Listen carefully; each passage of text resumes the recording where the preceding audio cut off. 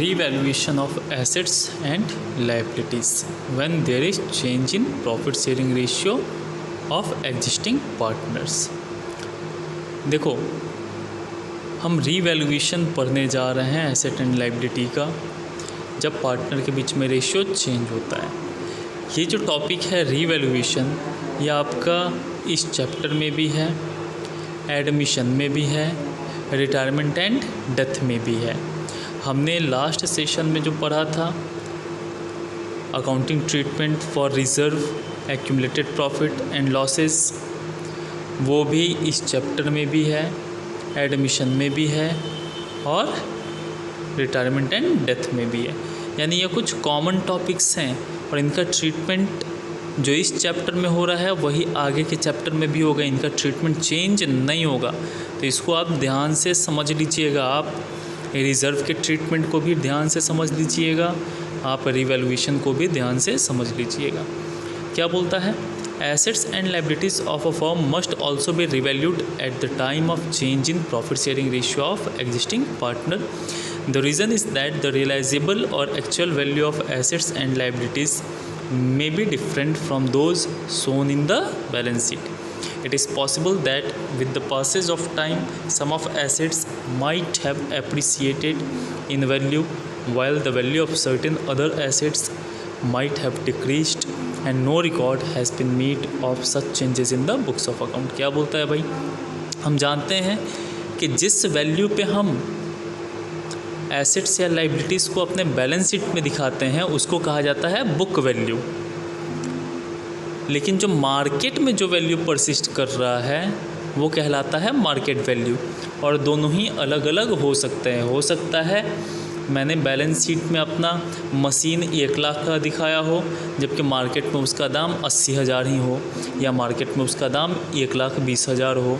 यानी जो वैल्यू मैं दिखा रहा हूँ ज़रूरी नहीं है कि एग्जैक्ट वही उसका मार्केट वैल्यू भी होगा। मार्केट वैल्यू उससे ज़्यादा भी हो सकता है और कम भी हो सकता है, क्योंकि समय बीतने के साथ साथ, टाइम पास करने के साथ साथ मार्केट में चीज़ों की वैल्यू, एसेट्स की वैल्यू बढ़ती या घटती है।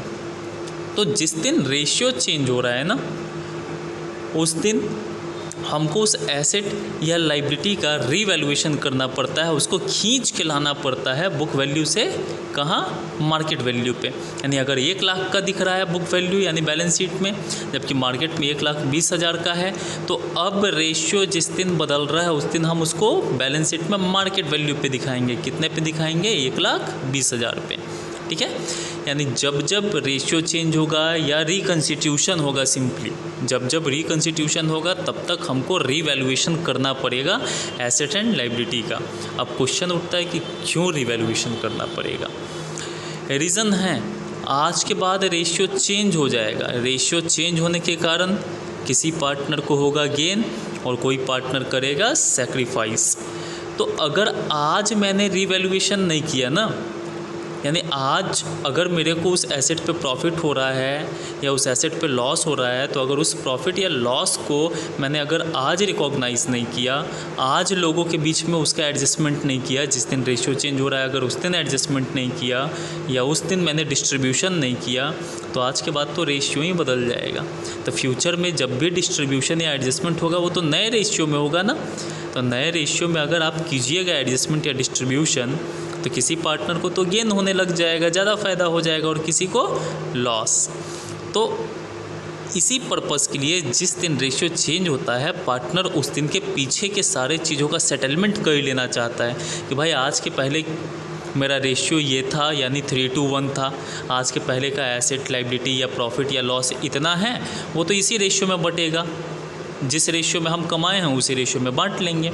नहीं बांटने का डिसीजन लिए हैं तो आज ही उसको एडजस्ट कर लेंगे, ताकि फ्यूचर में रेशियो बदल जाने के कारण भी इन पुराने आइटम्स के ऊपर किसी भी तरीके का इफ़ेक्ट न पड़े।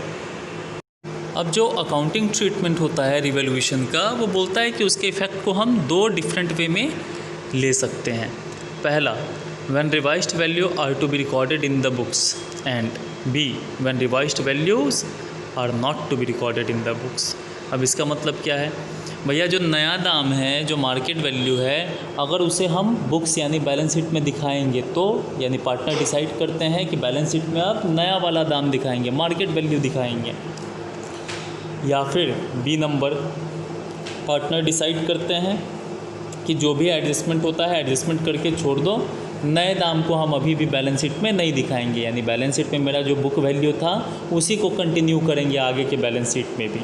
ठीक है, तो या तो आपको रिवाइज्ड वैल्यू बैलेंस शीट में दिखाना होगा, या फिर पार्टनर बोलेगा कि रिवाइज्ड वैल्यू हम शो नहीं करना चाहते हैं। ठीक है, तो अब हम पहले रिवैल्यूएशन अकाउंट का प्रोफॉर्मा देख लेंगे, उसका फॉर्मेट देख लेंगे।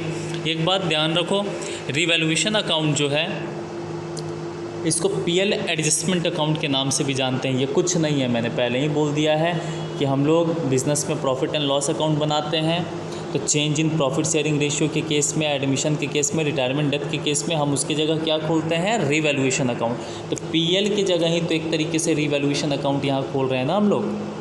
ठीक है, यानी इसीलिए इसका नाम दिया गया है पीएल एडजस्टमेंट अकाउंट। ये भी नॉमिनल नेचर का है, जैसे profit and loss account nominal nature का होता है, वैसे ही पीएल एडजस्टमेंट अकाउंट या फिर इसी को रिवैल्यूएशन अकाउंट आप बोलो, ये भी नॉमिनल नेचर का होता है।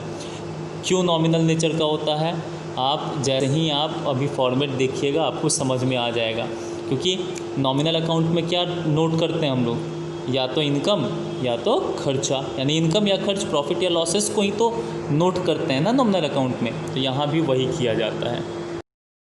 चलिए अब फॉर्मेट को ज़रा ध्यान से समझेंगे।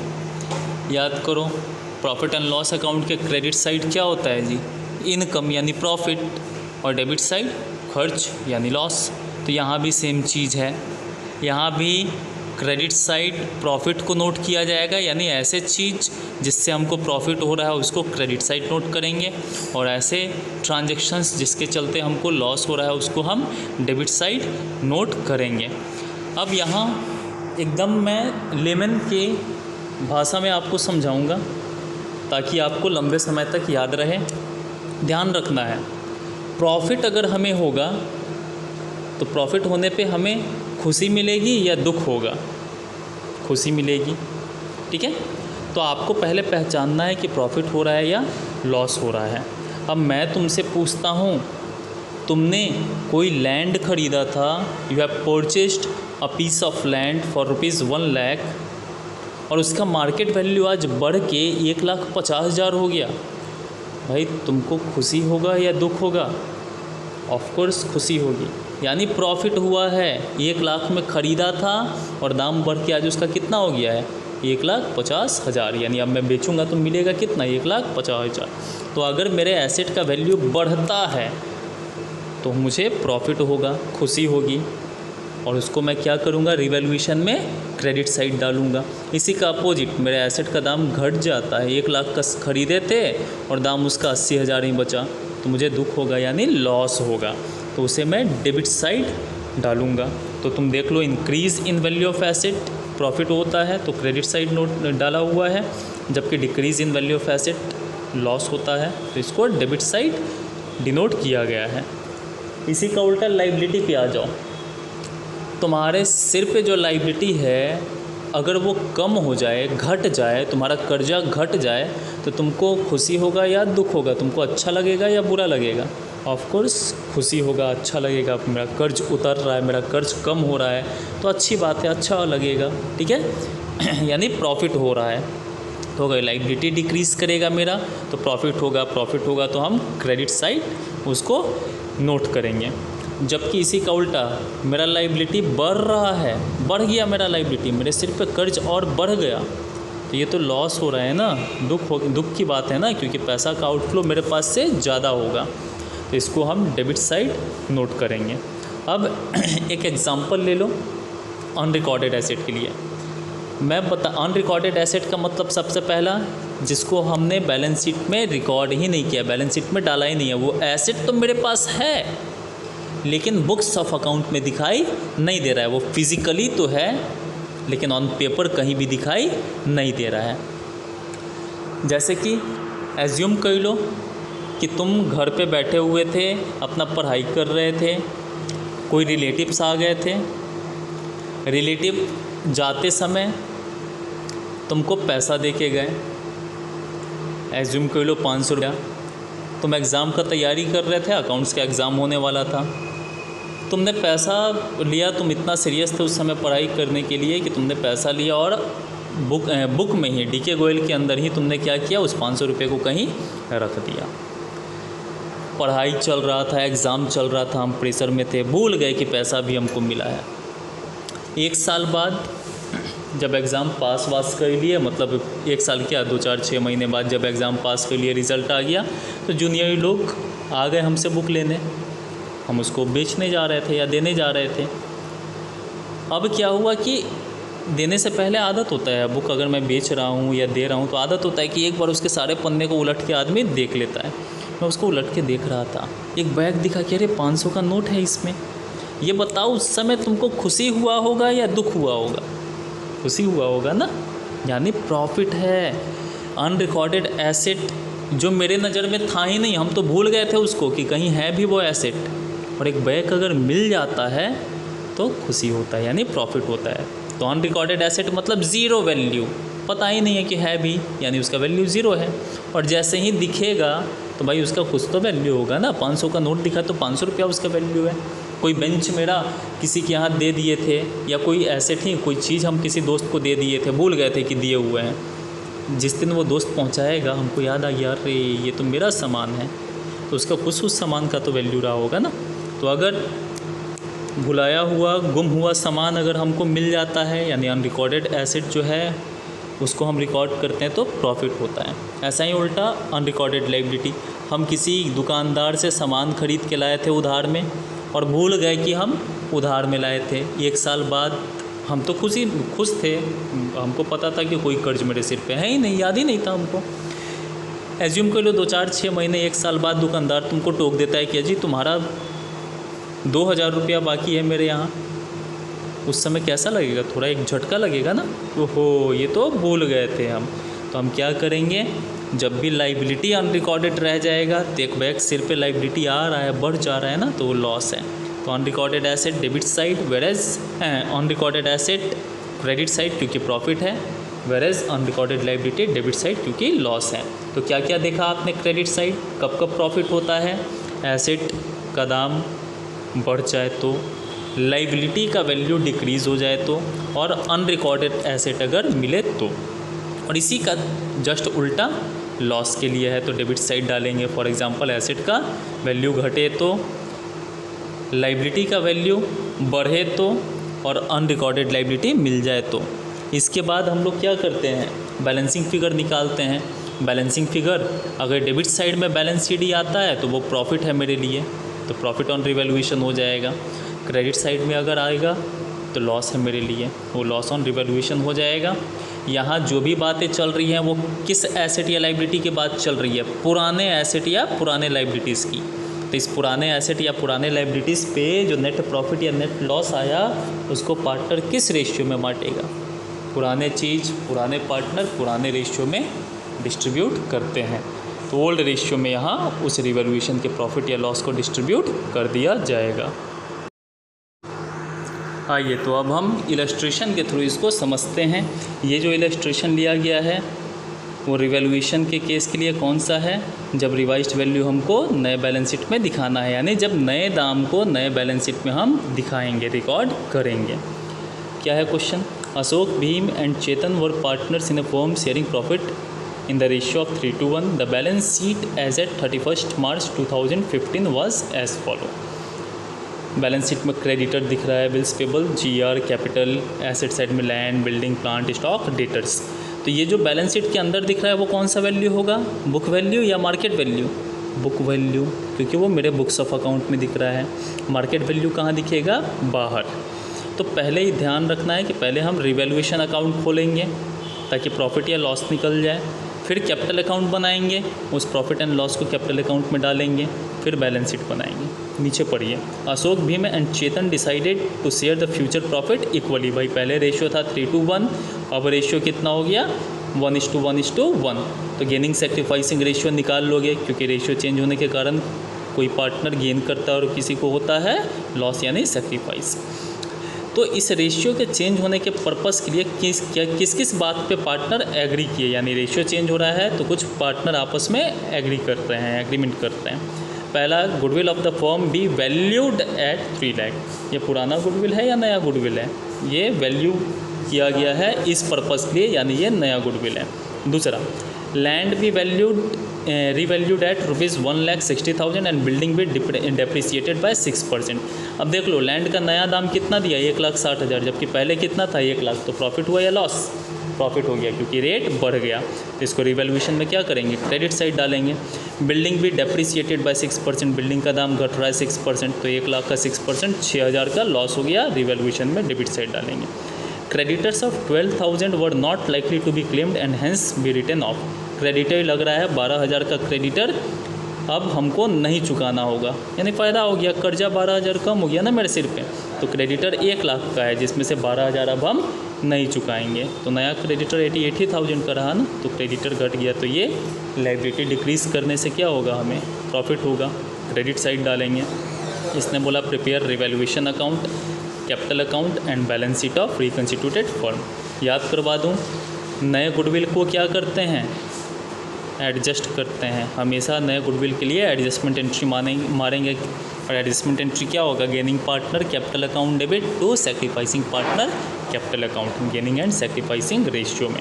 तो पहले तो gaining and sacrificing ratio calculate कर लोगे, होप्सो की आता होगा। उसके बाद फिर रिवैल्यूएशन अकाउंट बनाओगे, फिर कैपिटल अकाउंट, तब फिर बैलेंस शीट। आ जाओ अब सॉल्यूशन देखते हैं। ध्यान रहे, लैंड का दाम बढ़ा था, लैंड का जो रिवैल्यूड फिगर था वो बुक वैल्यू से ज़्यादा था। बुक वैल्यू 1 लाख था, जबकि लैंड का रिवैल्यूड फिगर मार्केट वैल्यू 1,60,000 था। तो लैंड पे हमें 60,000 का प्रॉफिट हुआ था। प्रॉफिट को क्रेडिट साइड नोट किया जाएगा। क्रेडिटर्स 12,000 का जो था वो अब लाइकली टू अराइज नहीं था, यानी लगता है कि वो अब पैसा अपना छोड़ दिया। तो 12,000 का हमको अब पेमेंट नहीं करना है, दैट मीन्स पैसा बच गया ना, 12,000 रुपये अब मुझे नहीं देना पड़ेगा, तो मेरा लायबिलिटी डिक्रीज़ कर गया। और लायबिलिटी डिक्रीज़ करता है तो भी प्रॉफिट होता है, तो इसे भी हम क्रेडिट करेंगे। बिल्डिंग डेप्रिसिएट किया था 6% से, बिल्डिंग का बुक वैल्यू 1 लाख था, 6% डेप्रिसिएशन यानी 6,000 रुपया डेप्रिसिएशन निकला। मेरे सामान का दाम 6,000 रुपया घट गया, मेरे बिल्डिंग का दाम 6,000 रुपये से डिक्रीज़ कर गया। तो एसेट का दाम डिक्रीज़ करेगा तो लॉस है मेरे लिए, इसको डेबिट साइड डालेंगे। इसके अलावा रिवैल्यूएशन से रिलेटेड और कुछ नहीं था। गुडविल जो वैल्यू किया गया था, गुडविल का एडजस्टमेंट एंट्री पड़ता है, क्योंकि वो न्यू गुडविल है। ओल्ड गुडविल रहता तो उसे हम राइट ऑफ करते। तो गुडविल रिवैल्यूएशन अकाउंट में नहीं जाता है, ठीक है, उसका अलग से हमको काम करना पड़ेगा। तो इनकम साइड में टोटल कितना हो गया, 72,000 माइनस बिल्डिंग पे 6,000 का लॉस हुआ, तो फाइनल प्रॉफिट कितना हुआ, 66,000। चूँकि ये सारे चीज़ कैसे हैं, नए या पुराने, लैंड, क्रेडिटर, बिल्डिंग, ये सारे पुराने चीज़ है। तो पुराने चीज़ पे होने वाले प्रॉफिट भी कैसे प्रॉफिट कहलाएंगे, पुराने प्रॉफिट कहलाएंगे। और हम जानते हैं मंत्र अपना क्या था, पुराने चीज़ पुराने पार्टनर के बीच में पुराने रेशियो में बटेंगे। तो ये जो प्रॉफिट हुआ 66,000 का, उसको जो भी पार्टनर हैं वो अपने ओल्ड प्रॉफिट शेयरिंग रेशियो में डिवाइड कर लेंगे। तो डिवीज़न हो गया 33,000, 22,000 एंड 11,000। अब आगे कैपिटल अकाउंट देखो, ओपनिंग बैलेंस इन लोग के बैलेंस शीट में दिया हुआ था, अशोक, भीम और चेतन का। ओपनिंग कैपिटल आपको मिल जाएगा बैलेंस शीट से, कितना है, बाई बैलेंस मीडी यानी ओपनिंग कैपिटल 2 लाख, 1 लाख और 50,000। जनरल रिजर्व दिख रहा था, क्वेश्चन में कहीं नहीं बोला है कि इसको डिस्ट्रीब्यूट नहीं करेंगे, इस बात को ध्यान रखना। क्वेश्चन में कुछ नहीं बोलेगा तो हम उसको डिस्ट्रीब्यूट कर देंगे। क्वेश्चन अगर खुद बोलता है कि पार्टनर ने बोला कि जनरल रिजर्व डिस्ट्रीब्यूट नहीं करेंगे, तब ही हम डिस्ट्रीब्यूट नहीं करेंगे। और डिस्ट्रीब्यूट नहीं करेंगे तो हम क्या करते हैं, एडजस्टमेंट एंट्री मारते हैं। लेकिन इस क्वेश्चन में इसने कुछ नहीं बोला था कि डिस्ट्रीब्यूट करना है या नहीं करना है, तो कॉमन सी बात है, पार्टनर डिस्ट्रीब्यूट कर लेगा, यानी कुछ नहीं बोलेगा तो डिस्ट्रीब्यूट करना है। तो जनरल रिजर्व पुराना चीज़ है तो पुराने रेशियो में डिवाइड कर लिया जाएगा। ओल्ड रेशियो कितना है, 3:1, तो 60,000 के जनरल रिजर्व को 3:1 में डिवाइड कर लीजिए। रिवैल्यूएशन में प्रॉफिट आया था, प्रॉफिट के कारण पार्टनर का कैपिटल क्या होगा, बढ़ेगा, तो क्रेडिट साइड डालेंगे। ऐसे भी ट्रांसफ़र अपोजिट साइड किया जाता है, रिवैल्यूएशन में प्रॉफिट डेबिट साइड आया है तो कैपिटल में क्रेडिट साइड जाएगा डबल एंट्री के चलते। तो हमने रिवैल्यूएशन के प्रॉफिट का काम कर लिया, जनरल रिजर्व का काम कर लिया, ओपनिंग बैलेंस कैपिटल का लिख ही लिया। एक दिख रहा है क्रेडिट साइड में चेतन कैपिटल, भाई चेतन कैपिटल और अशोक के अकाउंट में 50,000 कटा है, यानी इसका एंट्री अगर हम बनाएंगे तो एंट्री क्या पड़ रहा है, Chetan's capital account debit to Ashok capital account. Chetan का कैपिटल घटेगा और अशोक का कैपिटल बढ़ रहा है। यह गुडविल का एंट्री है। गुडविल दिया हुआ था क्वेश्चन में 3 लाख रुपया।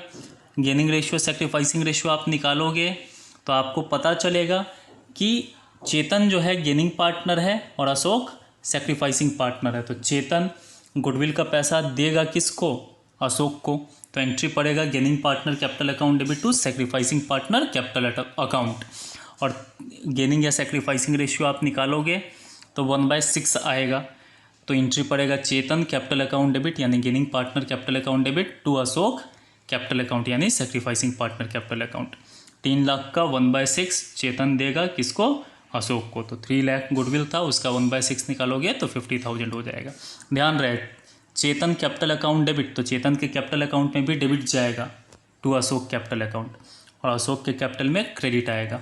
तो आप एंट्री मार लोगे Chetan capital account debit to Ashok capital account. तो चेतन के कैपिटल में डेबिट साइड डालेंगे और अशोक के कैपिटल में क्रेडिट साइड डालेंगे। अब इतना करने के बाद आप final balance carried down calculate करोगे तो अशोक का आ रहा है 3,13,000, भीम का आ रहा है 1,42,000 एंड चेतन का आ रहा है 21,000। यह आपका नया कैपिटल आ गया जो नए वाले बैलेंस शीट में जाएगा। क्वेश्चन में कुछ नहीं बोला था कि रिवाइज्ड फिगर बैलेंस शीट में दिखाना है एसेट लायबिलिटी का या नहीं दिखाना है। कुछ नहीं बोलेगा तो हम हमेशा दिखाएंगे, ठीक है, क्योंकि रिवैल्यूएशन किए हैं तो ये कॉमन सेंस है कि रिवाइज्ड फिगर को हम बैलेंस शीट में दिखाएंगे। क्वेश्चन ही मना कर देगा कि रिवाइज्ड फिगर नहीं दिखाना है तो नहीं दिखाएंगे। तो अभी तो आ जाओ नए बैलेंस शीट में, पहले बाकी चीज़ें लिख लो। क्रेडिटर 1 लाख का था, 12,000 का क्रेडिटर अब पैसा नहीं लेगा, तो क्रेडिटर नया कितने का बचा, 88,000 का डाल देंगे। बिल्स पेबल जितने का था उतने ही का रह गया, बिल्स पेबल से रिलेटेड कोई इन्फॉर्मेशन नहीं था क्वेश्चन, तो बिल्स पेबल 40,000 का पहले से था, 40,000 अभी भी है। कैपिटल नया कितना आया है भाई, balance carried down capital account में कितना कितना आया उसको लिख दीजिए, 3,13,000, 1,42,000 और 21,000, टोटल हो गया 4,76,000 रुपया। लाइबिलिटी साइड टोटल आ गया 6,04,000। एसेट साइड से लिखो, पुराने बैलेंस शीट में लैंड कितने का था, 1 लाख का, और नया दाम कितना दिया है इसका, 1,60,000, तो रिवाइज्ड वैल्यू कितना हो गया, 1,60,000। बैलेंस शीट में दिखा देंगे 1,60,000 रुपये। बिल्डिंग 1 लाख का था, 6% डेप्रिसिएट कर गया था, तो नया बिल्डिंग का दाम कितना है, 94,000। प्लांट 2 लाख का था, 2 ही लाख का है, कोई चेंजेस नहीं है। स्टॉक में भी कोई चेंजेस नहीं था, तो बैलेंस शीट में 80,000 का रहा होगा, पिछले वाले बैलेंस शीट में, इसमें भी 80,000 का। डेटर में भी शायद कोई चेंजेस नहीं था, तो 60 का 60 ही। बैंक अकाउंट जैसा था वैसा ही। तो जिस जिस चीज़ों में चेंजेस आया है, जिसका जिसका इन्फॉर्मेशन दिया है उसका तो रिवाइज्ड फिगर लिखेंगे, और जिसका कोई इन्फॉर्मेशन नहीं है यानी उसका कोई दाम चेंज ही नहीं हुआ है तो जितने का था उतने पे ही दिखा दिया जाएगा। तो आपको यहाँ इस टाइप के क्वेश्चन में ध्यान रखना है कि पहले रिवैल्यूएशन अकाउंट खोल लोगे, एडिशनल इन्फॉर्मेशन और बुक वैल्यू यानी बैलेंस शीट में जो इन्फॉर्मेशन दिया है, जैसे लैंड का बैलेंस शीट में दाम 1 लाख था, जबकि बाहर एडिशनल इन्फॉर्मेशन में उसका मार्केट वैल्यू 1,60,000 दिया था। तो पहले तो प्रॉफिट या लॉस आप देख लोगे, कैलकुलेट कर करके उसको रिवैल्यूएशन अकाउंट में डालते चल जाओगे। ध्यान रहे जितना प्रॉफिट या जितना लॉस हुआ सिर्फ उसी को रिवैल्यूएशन अकाउंट में डालना है। पुराना लैंड का पुराना दाम 1 लाख का था और नया दाम 1,60,000 था, तो रिवैल्यूएशन अकाउंट में 60,000 रुपया जाएगा। दाम बढ़ गया तो प्रॉफिट है, तो क्रेडिट साइड 60,000, यानी जितने से बढ़ा या जितने से घटा हमको सिर्फ उतना ही डालना है रिवैल्यूएशन अकाउंट में। रिवैल्यूएशन अकाउंट में फाइनली प्रॉफिट लॉस कैलकुलेट कर लेना है, कैपिटल अकाउंट खोल देना है, कैपिटल अकाउंट में ओपनिंग बैलेंस ला के लिख देना है, रिज़र्व ये सब देख लेना है कि रिज़र्व डिस्ट्रीब्यूट करना है या नहीं करना है। नहीं करना है तो एडजस्टमेंट एंट्री उसका अलग से मानेंगे, और करना है तो फिर हम लोग सीधे उसको ओल्ड रेशियो में डिस्ट्रीब्यूट कर देंगे। रिवैल्यूएशन के प्रॉफिट को ला के डाल देंगे, और गुडविल अगर दिया है नया वाला तो गुडविल का एडजस्टमेंट एंट्री मारेंगे, और उसका जो एंट्री पड़ेगा उसके अनुसार पार्टनर के कैपिटल को डेबिट क्रेडिट कर दिया जाएगा। Carried down figure capital account में निकाल देंगे, बैलेंस शीट खोलेंगे, जिन चीज़ों का नया दाम है उसको नए दाम पे दिखाएंगे, क्योंकि इस क्वेश्चन में नहीं बोला कि रिवाइज्ड फिगर नोट करना है या नहीं करना है, तो हमेशा हम करेंगे नया फिगर ही फिर नोट। ठीक है, तो जिन चीज़ों का नया दाम है नए फिगर पे उसको दिखा देंगे, न्यू वैल्यू पे दिखा देंगे, और जिसका कोई दाम नहीं यानी सिर्फ ओल्ड रेट जिसका दिया है यानी जिसका कोई एडिशनल इन्फॉर्मेशन नहीं है उसको तो ओल्ड फिगर पे ही दिखा देना है। जैसे इस क्वेश्चन में बिल्स पेबल हो गया या फिर प्लांट स्टॉक डेटर बैंक हो गया, इसका कोई एडिशनल इन्फॉर्मेशन नहीं था तो ये पुराने बैलेंस शीट में जितने का था उतने ही पे दिखाएंगे। क्यों भाई? क्योंकि इसमें इसके दाम में कोई चेंजेस आया ही नहीं है, आया रहता तो एडिशनल इन्फॉर्मेशन में इसका भी नया दाम दिया रहता। ठीक है, इसके अलावा कैपिटल लिख देंगे, देख लेंगे बैलेंस शीट टैली कर जाना चाहिए फिर।